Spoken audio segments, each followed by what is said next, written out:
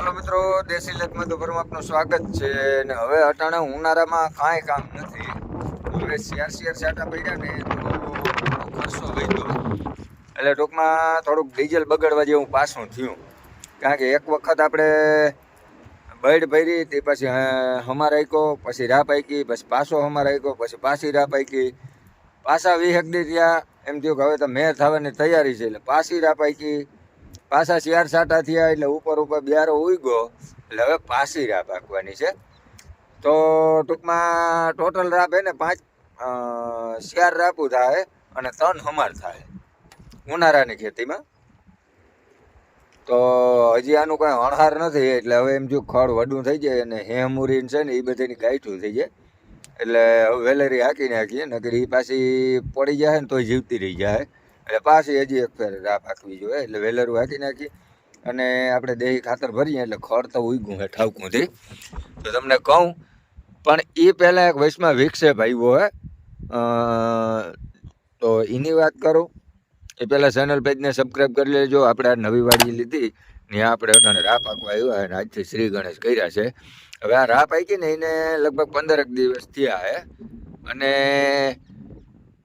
બધાય આગળના વડીલ છે ને એ એવું કહેતા હોય કે ટીટોળી જે અલગ ઈંડા હોય ને તો અલગ વરસાદ ઓછો થાય ને કદાચ આપણા ખેતરના વાડીને કાઢીએ જો ઈંડા હોય ને તો પૂર ના આવે ને પછી કંઈ બીજું ને ત્રીજું ને એવું બધું એના ઉપર તારણ હાલે. નદીમાં હોય તો પૂર ના આવે ને મૂંસાણવાળા વિસ્તારમાં ક્યાંક હોય ટીટોળીના ઈંડા તો જોરદાર વરસાદ થાય.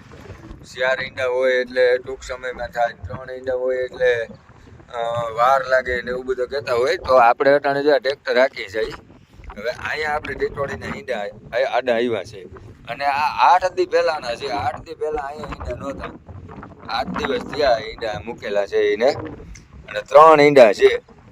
બરાબર, આમાં થોડુંક ઓલા નાની હોય એ બધું કહેતા હોય, ગામને નામ હોય, નામને નામ હોય. આપણે તો બહુ આમાં કંઈ ખ્યાલ નથી આવતો, પણ તો જોરદાર વરસાદની બહુ આશા નહીં રાખવાની એવું કહેતા હોય. અને નદીમાં હોય તો પૂર ના આવે, વાવણી થઈ જાય એવું કંઈ ન રહે. મેં વરી વાવણી જોરદાર થઈ ગઈ, ઘણી વખત આપણે કિસ્સા જોયેલા છે. પણ ટૂંકમાં ઈંડા હોય ને ટીટોળીના ઈંડા તણાય નહીં એવો વરસાદ ના આવે, એ એક હકીકત છે. આપણે નજર સામું જોયેલું છે. ઘણી વખત ટીટોળીના ઈંડા હોય, વરસાદ પડે પણ પડ્યા રાખે 2 દી સુધી કવાજરે ને જોરદાર વરસાદ પડે પણ પૂર ના આવે, વાવણી લોઠી થાય પણ પૂર નથી આવતી. એવા કિસ્સા બનેલ છે. એટલે અહીંયા આપણે જે અત્યારે ટીટોળી ઈંડા છે, આ ટીટોળી રહી આપણે ટ્રેક્ટર રાખતા હતા એટલે એ ત્યાં ઉતરી ગઈ, પછી આપણે ટ્રેક્ટર બંધ કરી અને હેઠા ઉતર્યા, પછી ગઈ 3 ઈંડા છે અટાણે હાલમાં. એટલે હવે હજી વરસાદને થોડુંક એવું લાગે, બધા કહે કે વાર લાગશે એટલે 3 લગ્નમાં જો આ ઈંડા નીકળી જાય બચા થઈ અને ખેતરભાઈને તો જોરદાર વરસાદ થાય. એટલે કે વાવણી થવા મને કંઈ નડે એમ નથી. આપણો કાઢ્યો છે ને બહુ પલામાં જ છે હજી, અને આ છે ને ઊંચાણવાળો ભાગ છે. ઓયલો સેટો આપણો છે ને નીચાણવાળો ભાગ છે, એટલે કદાચ થોડો ઘણો વરસાદ વધારે આવે ને તો ત્યાં પાણી આવે, અહીં તો પાણી આવે એવી પોઝિશન જ નથી.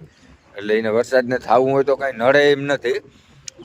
તો મિત્રો, આવી માહિતી આપણે શેર કરીએ તો વિડીયોને શેર કરી દેજો, અને ગમે તો લાઈક શેર કમેન્ટ કરી દેજો, અને ચેનલ પેજને ફોલો સબસ્ક્રાઈબ કરવાનું ભૂલતા નહીં મિત્રો. મળીએ નેક્સ્ટ વિડીયોમાં.